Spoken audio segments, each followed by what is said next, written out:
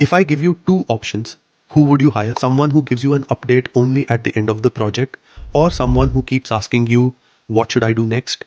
After every small step? This might seem like a very simple decision, but it's actually more complicated than that. Let's think about this the way a consultant would. The first person finishes the work and then updates you. Sounds good, right?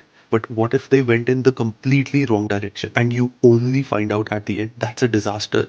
The second person keeps checking in with you. Sounds safe, right? But if they're asking you what to do after every step, then what's the point of hiring them? You're doing all the thinking and they're just executing. The person you actually want to hire is a third type, someone who takes ownership of the problem, makes decisions on their own, but keeps you informed at key moments. They say things like, I've analyzed the data and I think we should focus on pricing. Here's why. Does this direction make sense before I go deeper? They're not waiting for instructions. They're not disappearing until the end. They're driving the work forward while keeping you in the loop. This is exactly what interviewers are looking for in a case interview. Most candidates treat the case interview like a test where the interviewer is the teacher. They finish one step and then ask, what should I look at next?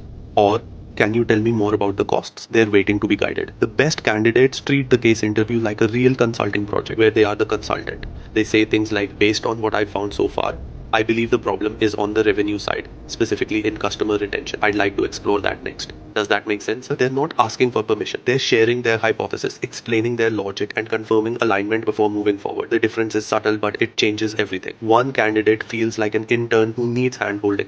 The other feels like a future colleague who can be trusted with real client work. So, the next time you're in a case interview, don't wait for the interviewer to tell you what to do. Take ownership, form a point of view, and drive the case forward. That's what consultants do. This is part 15 of Becoming Consultant with Kashish. Follow and stay tuned for part 16.